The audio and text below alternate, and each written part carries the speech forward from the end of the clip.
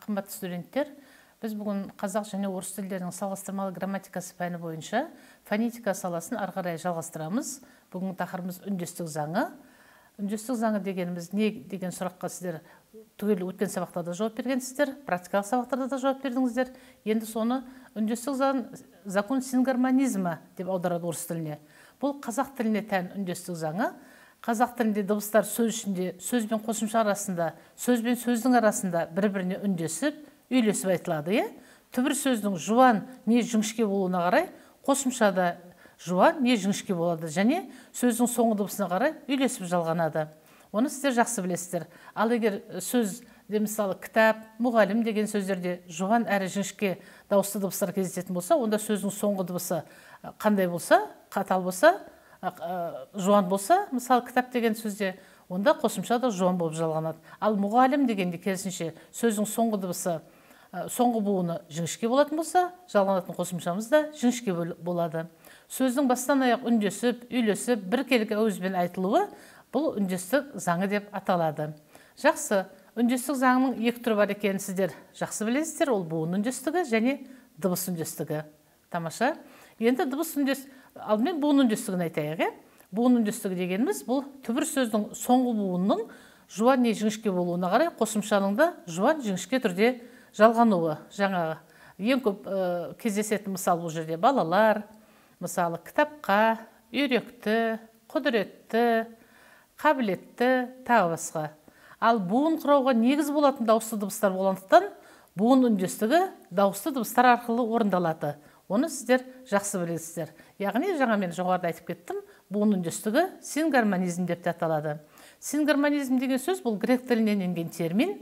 Син деген бірге деген мағынаны білдіреді, ал гармония деген бұл байланысу, үндесу деген мағынаны білдіреді. Буын үндестігіне бағынбайтын қосымшалар бар қазақ тілінде. Яғни бұл қосымшалардың тек қана жіңішке нұсқасы болады, немесе тек қана жуан нұсқасы болады деген сөз. Қандеке осыны біз мысалменен дәлелдеп көрелік. Буын үндестігіне бағынбайтын қосымшалар мен, бен, пен. Бұл көмектес септіктің қосымшалар өздеріңізге белгілі. Қазақ тілінде 7 септік бар, соның 7-шісі көмектес септік, тек қана жіңішке нұсқалық қосымшалар бар. Мысалы, баламен, түбірі бала, бірақ қосымша мен, баламан деп біз айтпаймыз. Баламен, жұлдызбен, жолдаспен, тағысын тағы. Яғни бұл буын үндестігіне өздеріңіз көріп отқандай бағынбайды. Сонымен қатар қор, паз, қой деген осындай жұрнақтарымыз бар. Бұларда көріп тұрсыздар, бұл жұрнақтардың керісінше жіңішке нұсқасы жоқ. Сондықтан бұлар буын үндестігіне бағынбай, тек қана жуан нұсқада пайдаланылады. Еңбекқор, өнерпаз, әсемпаз, әсемпаз болма әрнеге, өнерпаз болсаң арқалан, сен де бір кірпіш дүниеге, кетігін тапта бар қалан деп Абайдың өлеңін сіздер жатқа білесіздер. Неке осы жердегі өнерпаз, әсемпаз деген сөздеріміз буын үндестігіне бағынбайтын қосымшалар. Әуесқой деген сөз бар. Жаңағы қор, паз, қой деген жұрнақтарға мысал келтіріп тұрмыз. Жақсы, келесі тал, дар, тай деген мысалдарды келтірейік. Өсімтал деген сияқты кіріптар, осылардың барлығы үндестік заңына бағынбайтын қосымшалар. Және зат есім жасайтын тағы бір қосымша бар. Хана қосымшасы. Кәнеке өздеріңіз атаңыздаршы, қай сөздерге хана қосымшасы қолданғанда, қосылғанда буын үндестігіне бағынбайды. Мысалы, дәрісхана дейтін болсақ, түбірі жіңішке.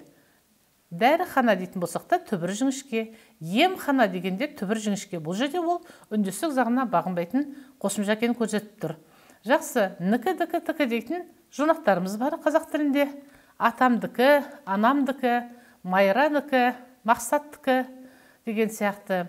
Көзілдір кімдікі? Майранікі, немесе әпкемдікі дегендей.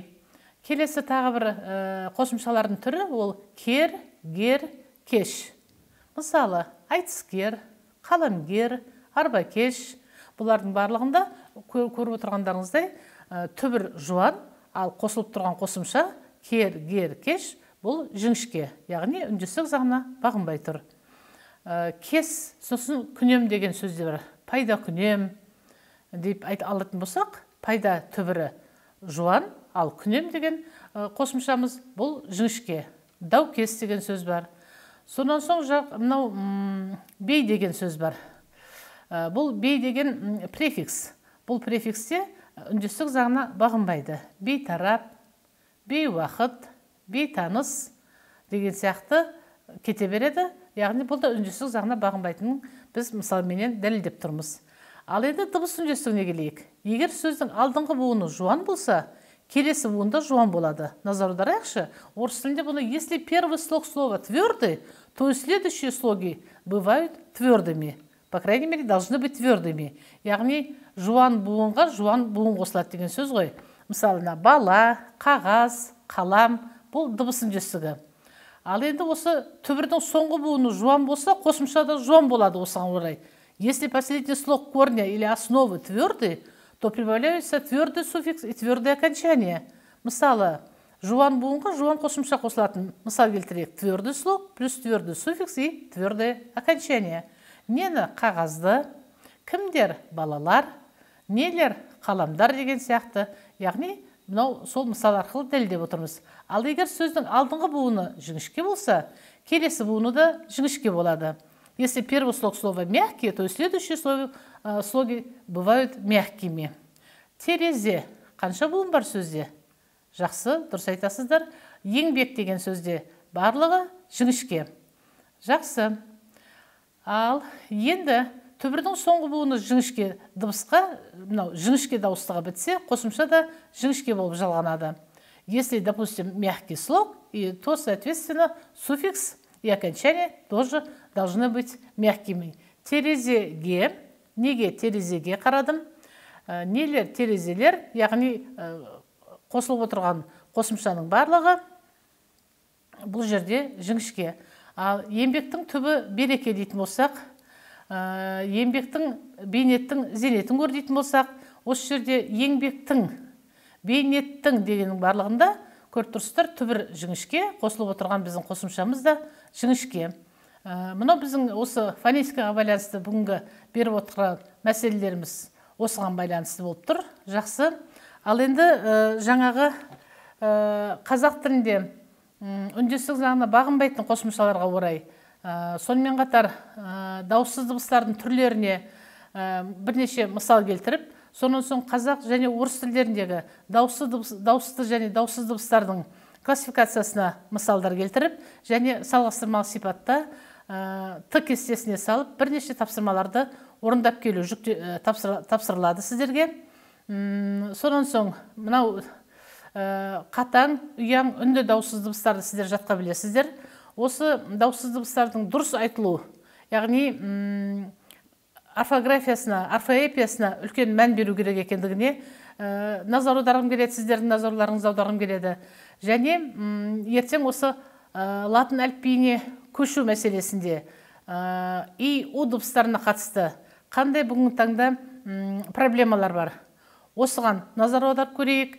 Яғни осы фонетика саласындағы салғастырмалы қазақ және орыс тілдерінің салғастырмалы грамматикасында қандай дүниелерге назар аударып жатырмыз, салғастырмалы сипатта берген кезде, әсіресе оқу орыс тілінде жүретін мектептерде оқушыларға, өзге ұлт өкілдеріне осы буын үндестігін, дыбыс үндестігін, орыс тілінде жоқ сингармонизм заңын меңгерткенде қай нәрселерге мұқият болу керек екендігіне назар аудару керек. Әсіресе егерде үндестік заңына бағынбайтын қосымшалардан біздің оқушыларымыз көп жағдайда қателесіп жатады. Диктант жазғанда, эссе жазғанда, жалпы жазба жұмыстарының кез келген түрінде осыған үлкен назар аударуға тура келеді.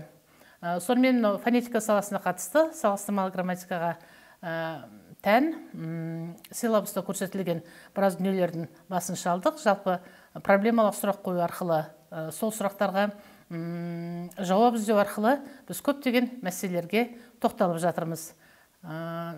Назар қойып тыңдағандарыңызға рахмет. Тапсырма берілді. Сау болыңыздар.